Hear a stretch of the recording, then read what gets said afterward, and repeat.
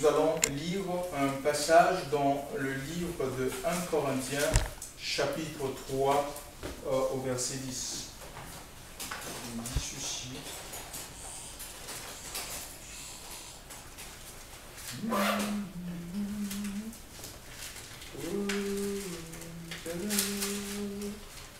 Éternel amour, tu es saint, saint.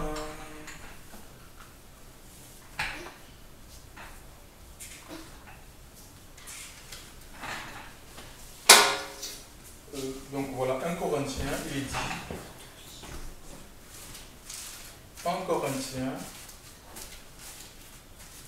1 Corinthiens chapitre 3, verset 10.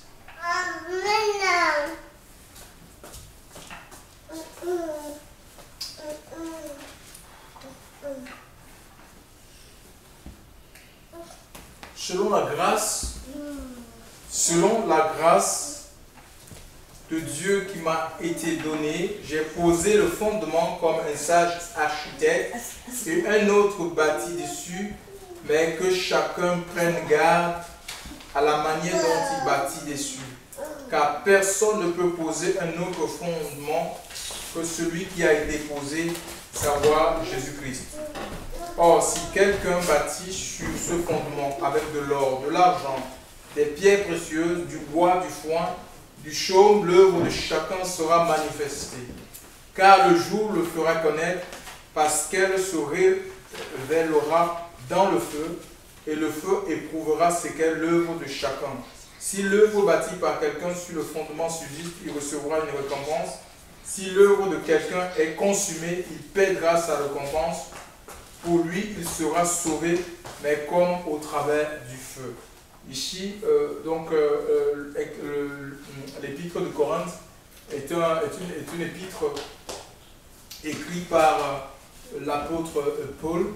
Ici, il va nous parler du fondement. Il dit qu'il y a un fondement qui a été posé, à savoir Jésus-Christ.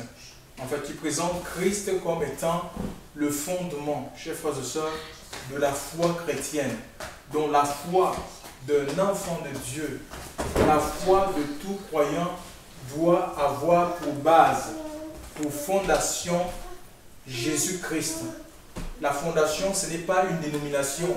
La fondation, notre vie ne doit pas reposer sur une dénomination. Notre vie ne doit pas reposer sur un pasteur. Notre vie ne doit même pas reposer sur le talent. Le charisme, le don que nous avons reçu, le ministère que nous avons, chers frères et sœurs. Pourquoi? Parce que ici, il est question de l'épreuve. Vous savez, l'Écriture nous dit que c'est de l'abondance du cœur que la bouche parle. Si je passe plus de temps à parler de mon don, de mon talent, de mon charisme, de mon appel, ça veut dire que c'est ce qui remplit mon cœur. Mais Jésus et le talent, le charisme ne peut pas, chers frères et sœurs, nous amener à résister face à l'adversité, face aux tempêtes. Il y aura des tempêtes. Raison pour laquelle notre vie a besoin de reposer sur ce qui est solide, ce qui peut résister. L'Écriture nous dit dans le livre d'Ésaïe, chapitre 8, ça rejoint ce passage, Ésaïe chapitre 28, verset 16, que Dieu a posé une pierre éprouvée, précieuse, chers frères et sœurs, une pierre précieuse qui a été éprouvée, et que celui qui se confie en cette pierre n'aura pas hâte de fuir, il ne sera pas dans la confusion, il n'y aura pas une attente honteuse pour cette personne. Imagine un peu que tu t'attends à ce que à recevoir par exemple un salaire, et à la fin on te dit que non, il n'y a plus de salaire, ou par exemple tu t'attends à ce qu'on t'a fait la promesse d'embauche, et à la fin on t'appelle à la dernière minute, pendant que tu es prêt, tu as donné tous les papiers qu'il faut, on t'a dit oui, on va te prendre, et à la fin, à la dernière seconde, on te dit non, on ne te prend plus, quoi. C'est ça, c'est la confusion, ça veut dire que tu es dans la confusion. Mais l'Écriture nous dit dans ce passage de Ésaïe 28, on va le lire. Ésaïe 28.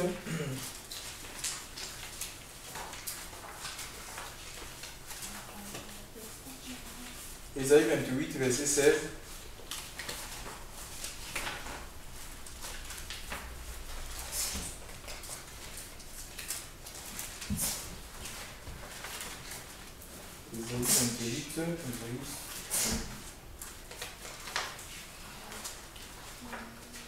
Ésaïe 28, il est dit ceci. Ésaïe 28, verset 16. Ésaïe 28, verset 16. C'est pourquoi ainsi parle le Seigneur l'Éternel. Voici, j'ai mis pour fondement en Sion une pierre éprouvée, une pierre angulaire de prix solidement posée. Celui qui la prendra pour appui n'aura point hâte de fuir. Ça veut dire qu'on ne peut pas. Il y a des situations qui peuvent nous amener à fuir, à abandonner la foi, à abandonner la main du Seigneur. Mais il dit que si nous prenons, il y a l'épreuve, il y a le découragement. Le découragement peut nous arrêter. Chers frères et sœurs, la solitude peut nous arrêter à un moment donné. Il y a plein de situations, le chômage, l'épreuve peut nous amener à lâcher la main. Il dit que mais c'est lui qui choisit cette pierre. Si tu as reposé, si ta foi vraiment repose sur cette pierre, chers frères et sœurs, ça veut dire que tu vas tenir. Tu vas tenir jusqu'au retour du Seigneur. Donc nous avons besoin, chers frères et sœurs, de poser notre vie, de reposer notre espoir. Chers frères et sœurs, notre espérance doit reposer uniquement sur le Christ et sa parole. L'Église n'a pas besoin d'être sécurisée sur des fausses espérances. L'Église n'a pas besoin d'être sécurisée sur des fausses promesses, que les promesses qui sont dites dans la parole de Dieu, chers frères et sœurs, dans le Seigneur. Et vous savez, la fondation, c'est ce qui porte une maison. Toute maison a besoin d'une fondation. La fondation, c'est quoi? C'est la structure qui permet, qui donne la stabilité, chers frères et sœurs, qui donne la stabilité à un édifice. Mais comprenons que ce n'est pas parce que la fondation elle est dans l'invisible, qu'on ne voit pas, qu'elle est enfouie au sol, qu'elle ne fait pas partie de la maison. C'est elle qui porte la maison, chers frères et sœurs. Et si nous voulons, laissons-nous porter en fait quoi. Nous sommes la maison de Dieu. Nous sommes le temple du Saint-Esprit, dira l'apôtre Paul dans le livre d'Éphésiens 1 Corinthiens chapitre 6 au verset 19, que nous sommes le temple du Saint-Esprit. Pourquoi sommes-nous le temple du Saint-Esprit, chers frères et sœurs? Pourquoi sommes-nous le temple? C'est la maison de Dieu, c'est une habitation de Dieu. Nous sommes une habitation de Dieu en esprit à cause de notre union de vie avec Christ. Et pour cela, nous avons besoin en tant que temple spirituel, donc l'Église n'est pas une construction humaine, c'est une construction spirituelle. Alléluia. Et c'est le Seigneur Jésus lui-même qui est le bâtisseur. Jésus en est le bâtisseur, c'est celui qui bâtit cette Église. En même temps, il est la fondation sur laquelle l'Église, c'est-à-dire que nos vies doivent reposer. Chers frères et sœurs, et nous devons, en tant qu'enfants de Dieu, nous reposer. Nous devons nous reposer sur le Christ. En fait, Christ veut nous porter, mais nous devons nous reposer sur lui. Nous devons reposer, nous décharger. C'est ce que l'Écriture nous dit. Déchargez-vous sur lui de tous vos soucis. 1 Pierre chapitre 5, chers frères et sœurs. Déchargez-vous sur lui de tous vos soucis et lui, il prend soin de vous. Alléluia. Nous devons nous décharger sur le Seigneur. Si nous avons des problèmes, nous devons nous décharger sur lui, pas sur les hommes, que sur le Christ Jésus. Et en même temps, chers frères et sœurs, il nous porte et laissons-nous porter. Laissons-nous porter. Nous nous déchargeons, nous nous reposons sur le Christ et il nous porte. Donc laissons-nous porter par le Seigneur. Laissons que le Seigneur lui-même porte le service. Voyez? Laissons que le Seigneur porte il porte le service qu'il nous a donné en fait quoi. Il veut porter le service qu'il nous a confié. Il n'y a pas deux fondations, chers frères et sœurs, dans l'Église. Mais comprenez qu'il y a deux qualités d'Église. Il y a l'Église, et l'Église qui est fondée sur Christ, elle ressent la nécessité, le besoin constant, permanent du Saint-Esprit. Donc elle a besoin, cette Église-là, qui s'est réunie, qui a pour fondation Christ. Elle a besoin du Saint-Esprit pour rentrer dans les œuvres de Dieu. Elle a besoin, c'est un besoin au fond d'elle. Quand je parle d'église, je ne parle pas des bâtiments, je parle des hommes, des croyants, des gens vraiment qui ont mis leur espoir, pas sur leur espérance, pas sur leur diplôme, pas sur leurs compétences humaines, pas sur, je ne sais pas, les connaissances, pas des gens qui se reposent sur leur pasteur ou sur, je ne sais pas, sur leurs parents. Mon père est riche et puis on compte sur le parent, mon père a beaucoup de réseaux, avec lui je vais pouvoir réussir ma vie. Non, je parle bien sur Christ. Ils ont besoin, c'est un besoin au fond du Saint-Esprit. en eux parce que c'est l'Esprit de Dieu qui est l'accomplisseur des destinées. C'est l'Esprit de Dieu qui nous permet de rentrer dans les œuvres. Il y a deux qualités. Il y a deux qualités d'église. Il y a l'église qui a l'église de Jésus. Hein? L'église de Jésus, elle a pour fondation Jésus lui-même et elle a besoin du Saint-Esprit pour rentrer dans une vie de signes, de miracles, de prodiges, pour accomplir les œuvres du Seigneur. Et il y a l'église de Judas. Donc l'église de Judas, elle a pour fondation l'argent. Si ces églises-là n'ont pas l'argent, c'est fini, il n'y a plus rien du tout. C'est la raison pour laquelle vous allez voir, c'est facile de connaître l'église de Judas. Hein. C'est les appels incessants d'argent, quoi. Donc pour faire les œuvres. Parce que s'il n'y a pas d'argent, c'est fini. Mais c'est le Saint-Esprit. L'église a besoin de l'assistance permanente du Saint-Esprit, comme quand on lit les Actes des Apôtres, Actes chapitre 2, Actes chapitre 4. Donc Actes chapitre 2, ils vont être baptisés par le Saint-Esprit. Et par le Saint-Esprit, le message de l'évangile va être prêché. Il y a des âmes qui vont se donner. Actes chapitre 4, il y aura la persécution. Il y aura la persécution, chers frères et sœurs. Et face à la persécution, ils vont prier le Seigneur. Ils vont prier le Seigneur, on va se décourager. Tu vois, on va tuer l'apôtre Jacques.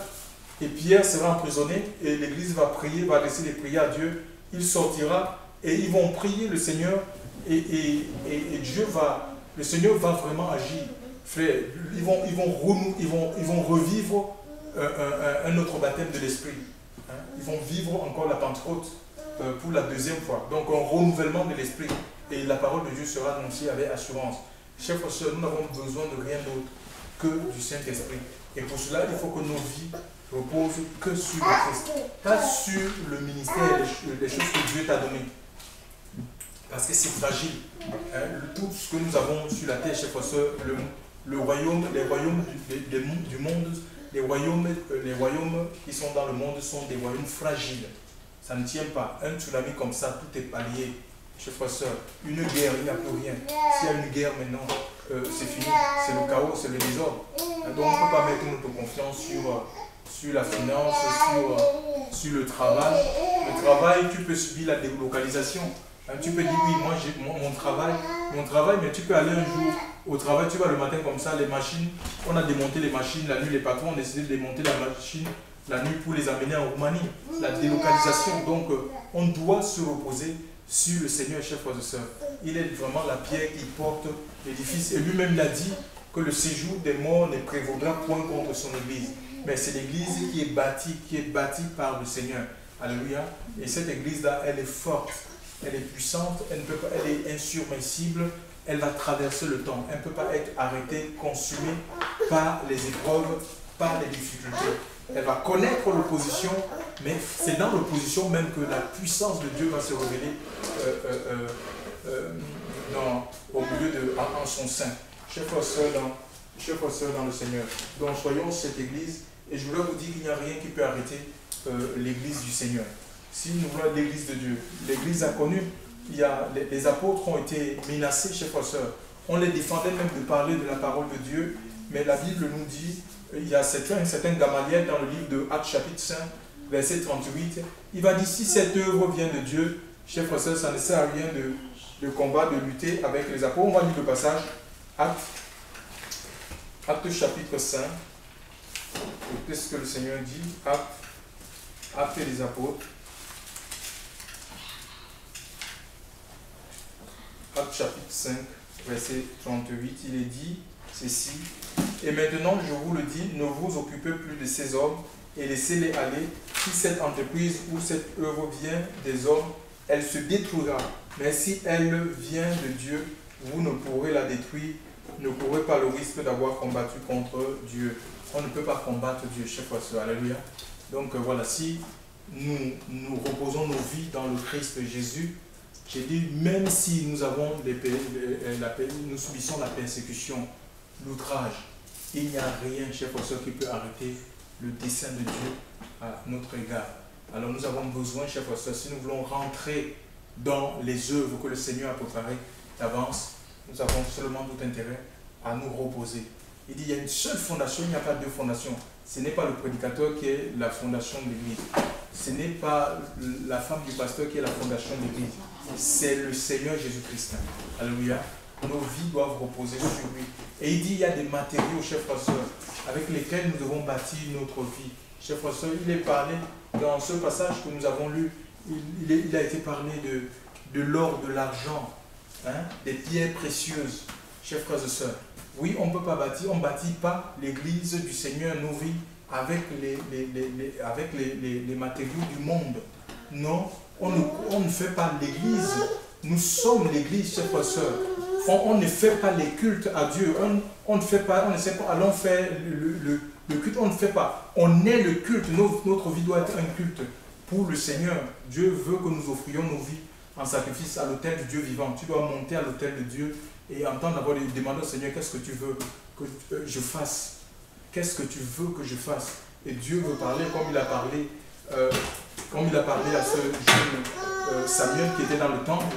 Et Samuel dira, parle ton serviteur, écoute. Donc tu écoutes la voix de Dieu et pour obéir tout simplement. Mais tu ne fais pas de culte, tu ne fais pas des choses pour plaire au Seigneur, c'est la chair. Tu ne fais pas des choses pour faire, oui, j'ai fait telle activité dans l'église. C'est suffisant, c'est ta relation avec le Seigneur. C'est ta connexion avec Dieu. Tu dois être intime avec le Seigneur. Et pour cela, tu dois te détacher des choses du monde, des choses de la chair. Il parle des matériaux ici, nous revenons sur 1 Corinthiens.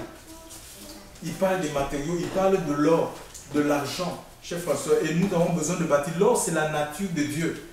C'est la nature de Dieu, c'est ce que Dieu est. C'est sa nature. Donc tu ne peux pas construire ta vie spirituelle avec la nature charnelle. C'est la nature spirituelle. C'est le fruit de l'esprit. Nous avons besoin de nous revêtir des sentiments qui étaient dans le Christ Jésus, pas autre chose. L'Église nous parle de l'argent. L'argent, ça nous parle c'est l'œuvre de la rédemption, c'est le rachat de nos âmes, le sang a coulé, chers frères et sœurs. 30 pièces, on l'a vendu pour 30 pièces d'argent, c'est l'œuvre de la rédemption. Et nous avons besoin de croire dans l'œuvre de la rédemption, pas croire dans ce que les hommes disent, dans les philosophies d'hommes, non dans une religion quelconque, non, dans l'œuvre de la rédemption. Alléluia. Le rachat a été accompli dans le Christ Jésus-Christ. Et l'Écriture aussi nous parle, il parle de l'or, de l'argent, des pierres précieuses. Alléluia. Donc c'est du solide. Dieu veut construire avec nos vies, avec des choses qui sont solides, des matériaux qui sont solides, qui résistent au feu de l'épreuve. C'est-à-dire que quand il y aura l'épreuve, tu vas tenir, ta vie va tenir. Il dit ceci, je vais reprendre ce passage de 1 Corinthiens chapitre 3. Il est dit ceci, 1 Corinthiens chapitre 3, au verset 10, il est dit, or si quelqu'un bâtit sur ce fondement avec de l'or, de l'argent, des pierres précieuses, du bois, du foin, du chaume, l'œuvre de chacun sera manifestée, car le jour le fera connaître. Il dit l'œuvre, en fait, l'œuvre de chacun sera manifestée. En fait, ce que nous faisons va devenir visible. On le verra, qu'on le veuille pas, peut-être pas maintenant, mais plus tard, dans le temps. On peut dire qu'on fait l'œuvre de Dieu. Que non, ça c'est l'œuvre de Dieu. Ça c'est l'église du Seigneur. Mais derrière les rideaux, là où personne ne nous voit, Dieu voit. Il sait qu'au fond de derrière, quand je parle derrière les rideaux, ça dit qu'au fond de nos cœurs, peut-être dans nos maisons, pas dans la chambre, on met des plans, des projets qui sont en fait, qui ne sont pas les projets initiés par le Seigneur, mais qui sont des projets de la chair où on décide de notre propre chef de mettre des choses en place, chef sans consulter Dieu. Mais Dieu dit que pour toutes ces choses, que le jour le fera connaître. Nous allons passer par le feu de Dieu. Il y aura le feu de Dieu, raison pour laquelle vous allez voir même des églises qui tournent en rond, des vies qui tournent en rond. Quelqu'un a 20 ans, 30 ans, sa vie, la personne ne grandit pas spirituellement. Les projets sont dans l'eau. On monte des projets, paf, il y a quelque chose qui vient parce que ce n'est pas dans la volonté de Dieu. On n'a pas pris le temps de consulter le Seigneur. Le jour fera connaître. Si on est un chrétien qui vit dans la chair, mais on manifeste des signes extérieurs de la foi, un jour, le jour fera connaître, il y aura un jour, Dieu va permettre que ta vie, que tu sois, qu'on sache qui réellement tu es, que tu ne le sais pas. Le Seigneur il va amener à la lumière en fait. Et l'épreuve est là pour amener à la lumière, il va te démasquer en fait. Le Seigneur va enlever le rideau, il va enlever le voile et on va te lire. Donc on ne peut pas jouer aux chrétiens. On ne peut pas faire semblant. En fait, il dit ceci. Le jour le fera connaître parce que se révélera dans le feu. Et chacun, si l'œuvre bâtie par quelqu'un, sur le fondement subsiste, il recevra une récompense. Donc le feu sera là pour éprouver, chers frères et sœurs, notre capacité. Notre capacité à résister. Le niveau de résistance, chers frères et sœurs, de notre vie, de notre maison, de nos relations, de notre foi. On peut dire j'ai la foi et chanter foi. Mais quand il y a une situation, maintenant manifeste cette foi envers Dieu. La foi, l'épreuve vient, ça dérobe la foi, ça te vole la foi, ça vole la louange. C'est ce qui se passe, tu n'as plus la force de louer. Non, et pourtant le Seigneur dit tout concourt au bien de ceux qui aiment Dieu. Ceux qui ont bâti leur vie sur le Christ, ils savent que tout concourt au bien de ceux qui aiment le Seigneur et ceux qui sont appelés selon son dessein. Ils ne sont pas arrêtés par les circonstances de la vie. Ce n'est pas des gens qui sont arrêtés par les circonstances. Ce n'est pas des gens qui vont abandonner le Seigneur parce que les choses ne vont pas dans leur direction. Parce que là, s'il est question d'accepter la direction de l'Esprit, quand on repose sa vie sur le Christ, il est question d'accepter la direction de l'Esprit et laisser que le Saint-Esprit seul nous conduise. Alléluia, et nous conduira au port désiré. Il dit le feu, l'œuvre de chacun sera révélée par le feu. Vous savez, et vraiment, arrêtons de faire, n'essayons pas de faire des choses à la place de Dieu. Construire la chair. Par exemple, il parlait du chaume, du foin, du bois. Tout ce que nous pourrons monter dans la chair, chers frères et sœurs, c'est comme du foin, du chaume, du bois. Ça ne va pas résister. Ça va brûler.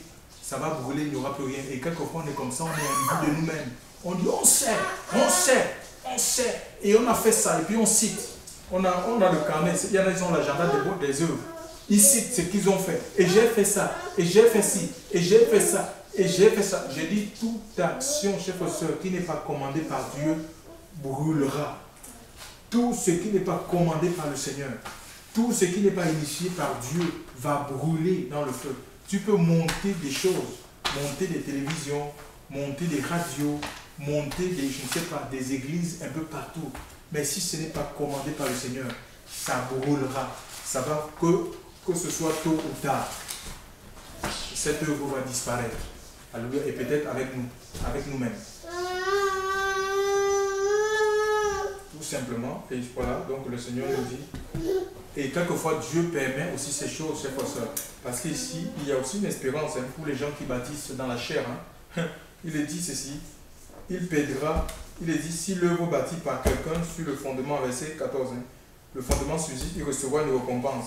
Si l'œuvre de quelqu'un est consumée, il pèdera sa récompense, pour lui sera sauvé comme au travail du feu. Et quelque part, le Seigneur utilise le feu comme ça, chers frères et sœurs, pour nous, en fait, pour nous libérer, chers frères et sœurs, des œuvres de la chair, pour nous désencombrer. Parfois, on s'encombre des œuvres, des choses qui ne sont pas de lui, et Dieu est obligé d'envoyer le feu pour mettre fin à toutes ces choses. Mais combien on est souvent obstiné.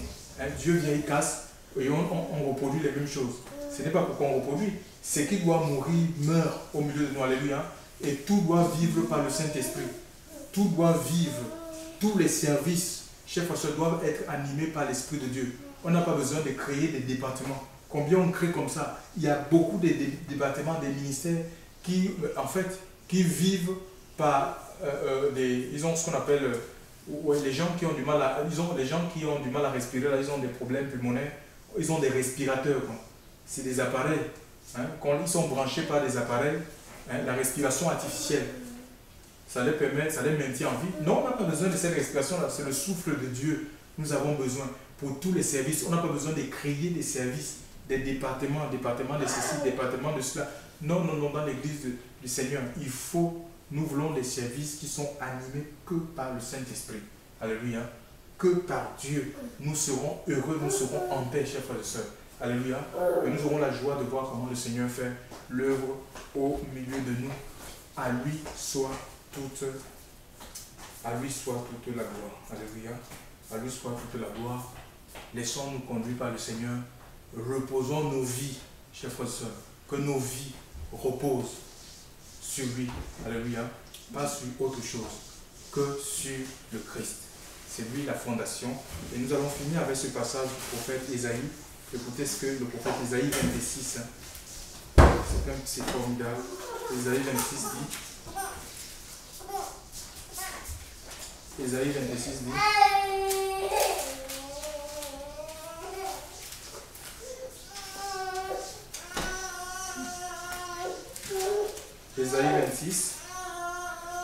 Ésaïe 26 dit ceci. En ce jour-là, on chantera et cantique.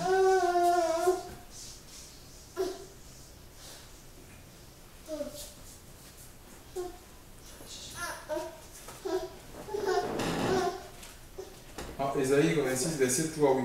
À celui qui est ferme dans ses sentiments, tu assures la paix et la paix, parce qu'il se confie en toi. Confiez-vous en l'Éternel à perpétuité, car l'Éternel est le rocher des siècles. Confiez-vous en l'Éternel à perpétuité, car l'Éternel est le rocher des siècles. Alléluia. Confiez-vous en l'Éternel, pas autre chose. Confiez-vous en l'Éternel à perpétuité, ça dit que en tout temps, en toute circonstance. Donc qu'il n'y ait pas de temps où on dit non, mais si je ne peux plus me confier sur Dieu, c'est trop fort. Non, en tout temps, puisque confiez-vous en l'Éternel à perpétuité, car l'Éternel est le rocher, il est le rocher des siècles. Alléluia. Il est le rocher des siècles. C'est le rocher qui traverse les temps. Alléluia. Donc Dieu traverse les temps, il veut traverser les temps avec nous, mais il faut que nous nous reposions uniquement sur lui, sur sa parole. Alléluia. Pas sur autre chose. Nous ne serons pas déçus. Hein? Nous n'aurons pas des attentes, il n'y aura pas d'attente honteuse pour nous. Alléluia. Celui qui se confie en lui ne sera jamais. La confusion n'est pas pour les gens qui se confient. Donc confier leur vie. Confier leur vie entre les mains de Dieu. C'est ça, se confier en Dieu, c'est-à-dire que tu confies ta vie entre les mains du Seigneur pour que lui, il te conduise, que lui, il te dirige, que lui, il choisit ce qui est bon pour toi, que lui, il te guide dans tes choix, dans tes décisions, chers frères et sœurs. Que son nom soit béni.